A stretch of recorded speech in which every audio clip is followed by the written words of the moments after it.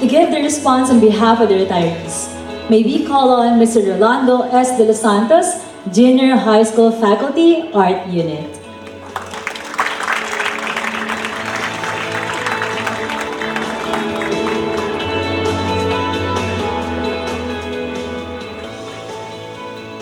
Good morning sa inyong lahat. Brother, hindi ko tatagalan dahil sa tatlong kadahilanan. Unang-una po, kailangan na I should be in my best behavior dahil nandiyan pamilya ko. Lalo na yung asawa ko. Pag hindi ko ginalingan, namin yung bimbang ang aabutin ko. Pangalawa, babasahin ko lang naman yung sinulat ko kasi unlike brother, hindi ako marunong impromptu. Kasi when I English, I'm panic eh. Panic na tuloy. Tapos kahuli-hulihan, kailangan kong bilisan kasi asiwa ako sa damit ko. Bihira akong magganito, hiniram ko lang to. Kaya nang umaga na yung asawa ng hiniraman ko, pinagtaguan ko kasi ililibing na raw mamaya. Sabi ko, mamaya tatago muna ako kasi mamaya bukas yun na ilibing yan. Tapos, nung tinanggap ko yung picture ko, nagtama na kayo lahat. Parang hindi yata flattering yun. Well, anyway, in all seriousness, Brother Bernie and the rest of the administrators, ladies and gentlemen, good morning. I always gift myself with a major work of either a painting or a poem, which I do days before my birthday. On the first day of September in 2007, a few days before I turned 50 and 10 years before this occasion, I wrote a poem which I would like to share with you today. The poem is entitled Into the Strenuous Briefness, a title that is not mine, the only poem I have written that has a title borrowed from another artist, American beat poet E. Cummings, and it goes like this. Into the strenuous briefness. Whether you view it like a rocky river, emptying tons of water into the sea, or a caravan of 100 men on perspiring camels, slowly passing a gorge of sand for the next patch of grass, or even a tortoise set on a long journey by land to seek the ocean, tracing, sniffing salt in the air, trapped in a puddle of hardening mud left by the ebbing tide. Life pushes itself till tomorrow is yesterday. What is the relevance of this poem to my impending retirement? A lot. If you must know, I have stayed in this school for 34 years. To many, it would seem that that is a long time, but actually it isn't. To me, it seems like I woke up this morning only to find out that it has already been 34 years and I have already overstayed my welcome. A journey of 1,000 miles, no matter how slow the pace, the end shall be reached. And the end has to be reached, and the journey has to end. This is how it is. Time continues and will not stop for anything or anyone. We are trapped in a continuing whirlpool until we reach rock bottom. For after all, life is not a bottomless pit. People have been asking me, do you feel sad now that you are retiring? My answer has always been a curt reply in the negative. You might say I am a bit numb or even egotistical, not to admit I am saddened by having to say goodbye. The truth of the matter is that it is only because it has not sunk in, and that it will only be felt on the day when I no longer have to wake up early in the morning, drive all the way to school, and have my morning chit-chat with friends while having breakfast. It is just like the experience of having someone die in your family, and yes, you grieve, but not that much, for you are in the company of friends and relatives during the wake. The loss truly sinks in when the departed is finally put permanently to rest, together with the flowers and notes and all the valuables you want to bury with a person. When everybody has gone home, that is the time it will hit you. Only then will you experience the emptiness, the longing for the shared laughter, never to hear the sound of someone's voice again. Then you realize a dearly beloved has gone. Yes, retirement will only sink in once I have stopped doing my daily routine, a routine I have been doing every waking day of my life for more than half of my existence here on earth. Ultimately, in all reality and practicality, it will be truly felt every 10th and 25th of the month when no paycheck shall be coming in. I came to this school in 1984 during its infancy stage together with Glitz, 6 years after the school started. I was not prepared to be a teacher. I did not even know what a syllabus is, that I had to frantically look for a sample so that I can make it my template when they asked me to do one. It was hard considering there was no Google at the time. I should say my first 15 years were spent in knowing how to teach and everything that comes with it. Half the time of my 34 years having been spent as administrator did not help. Nevertheless, I think I am the only teacher in this institution who has had the experience of teaching from grade 1 all the way to 4th year. I taught them all.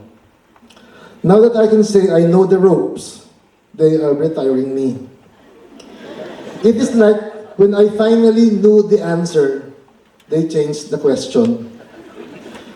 I will never be as good as my friend Henry Magahis, who had to be born cesarean, mind you. Hanggang dito hati niyan.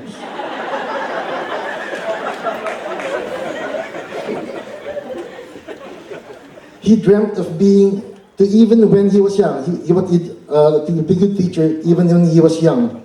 He knew what he wanted, prepared for it, and got it. Nor will I ever be a test panaligan whose passion and enthusiasm are easily passed on to her students. For those of you who really know who I am, it would be very easy for you to understand that I wear two hats in school. The teacher me, who is all serious and strict with students, and the real me, a prankster, jocular, fun-loving, and one who loves to tell jokes, especially green ones. I have to keep the real me in tow, knowing I have to be at my best behavior when I am being a teacher. As such, I have never been close to my students, except for those who became teachers themselves. No student of mine will ever know the real me. Fun to be with, and most probably, lovable. Siguro. My only consolation is that several months before retirement, I was fortunate to head a delegation of 8 students to Kota Kinabalu. Finally, I have bonded with students, earned their trust, and gained their friendship. To me, that is truly endearing. I will always cherish in my heart those 7 days that we were together, telling jokes, of course the clean ones only, singing, hiking, playing cards during idle moments, enjoying the sceneries, and the whole entire experience altogether. I have considered them to be my children, who I shall be looking after even from a distance. So to Christine, Tony, Bea, Jamil, Maui, Gerard, Adolf, and Lester, thank you. And I wish you luck in your future endeavors. In my 34 years, I have witnessed every transformation the school has undergone. I have seen the progress it undertook from its simplest political setup to today's complicated quagmire of networks and everything that goes with it, even the confusing bureaucracy we have put ourselves in. I have worked under the tutelage of noble superiors who had clear visions and novel ideas. I have worked with under 4 presidents, Brother Andrew, Brother Rafe, Broden, and now Brother Bernie. I worked closely with 2 EVPs, Brother Talumpines and Mr. Holmes, several directors and principals, notable of whom is Mr. Kadlum, the very first lay administrator LaSalle had, and the one who, God bless him, offered me the job to teach in Sobel. There are also my ninongs, Mr. Lozada and Mr. Valmonte, Mr. Sagum, and yes, that enchanting but very evasive woman, Miss Melissa Cruz. All these leaders have left their imprints, whether physical or otherwise, serving as pillars of this well-established institution as they have envisioned. I was one of the first coordinators, the youngest then, to hold office when the school adopted this system of management. Several years thereafter, I had the pleasure to work with no less than my fellow honoree, Miss Agnes Panaligan. She was a perfect teacher, immaculate as a coordinator. She was impeccable as an academic vice principal.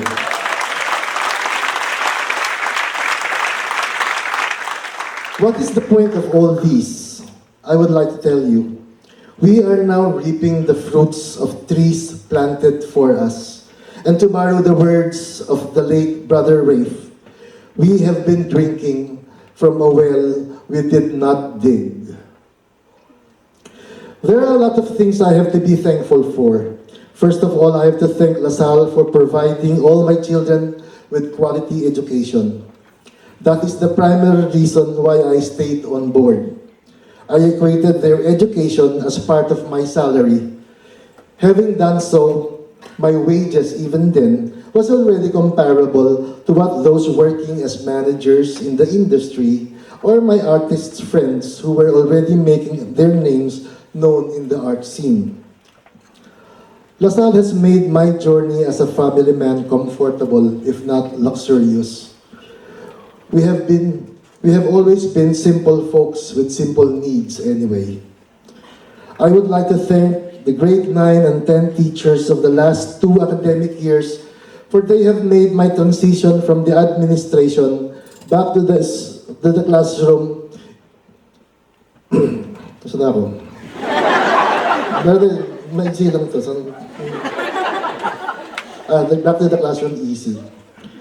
Special thanks should go to my team, Kathy and Symbol, for it is in their leadership that my survival in the classroom had been effortless. I will also have to thank my band and the singers. They made me look good and sound good. Next to thank are those women friends who were constant companions for lunch, outings, and everything in between. From the start, si Edith, Chris, Monette, Ophel, Georgie, Suzette, Jaro, Lisel, Barbie, Monica, the computer teachers headed by Kat, Apple, and lately Army, Lalaine, and that little cute girl who has always been the topic of my jokes, Ria. Ria, wag kang magtago. O, nakaupo ka lang dyan. They were my angels. With only a brother, I grew up with sisters who pampered me, making me more comfortable in the company of women than men. These women are both beautiful inside and out. Most of all, I have to thank my wife, Nitz, who put up with all my peculiarities and unusual ways. Living with an artist is not easy, but she survived. Then my children to whom I dedicate everything, Craig, Mizelle, Kim, and Kobe. They are my truest angels who guided me in all the endeavors I have undertaken and will continue to do so until I can no longer perform. I started with a poem. I would like to end with another one. This one is entitled The Reunion. It talks about 2 former lovers who have gone their separate ways after graduation. After long years of being apart, somehow they got in touch and have agreed to meet once again in the same spot which served as their rendezvous. The man arrives earlier than the woman, and he reminisces about old times. He is excited about the prospect of meeting her again. This is my metaphor for DLSZ and the relationship I have with it and what I foresee that relationship shall be in the future. So, here goes. The reunion. Bow. Nothing has changed since I left. Not the old tree in front of the gate they closed at 5, or the tree we climbed to enter the school so we could be alone, talk, cuddle, and kiss. The white bench where we sat to watch fiery glow of setting sun, my signal to hold your hand, put my arm around you, hoping you would not resist, caress your long, soft hair, blown by the gentle breeze, gently kiss your reddened cheek. Time stood still as we listened to the chimes singing to announce it was time to pray the Angelus, a prayer we used to share while I gazed at your young, innocent face. And then you arrive. The hands of time spin as quickly as the blades of a running motor. You are different. Your heavily made-up face, accented by thick red lips, heavy mascara, and plump body, remind me of my own flaws. Now weighing on my shoulders. Then I notice the tree has gone dry, its leaves withered by the summer heat. Our bench is dirty and rusted. Chimes now play a different tune. We have gone old, and the years have not been kind. What am I trying to say in my poem? Heraclitus said, "You cannot cross the same river twice." I cannot cross the same river twice because neither the river nor I will be the same. It is on that note that I say with deep regret that I can never return to the same Delos Santiago Sobel again. Given 3 to 5 years, only a fraction of those teaching here would know me. For those who did, would have been gone, having resigned, or yes, retired as well. In 10 years or more, nobody would know, much less care, who Rolly de los Santos is, and all the 34 years of my stay here shall be rendered as of no consequence. Just to prove my point, we all know where the Katlum Hall is, but we don't know after whom the place was named after. Hoping I shall not be misconstrued as being critical, but just driving home a point.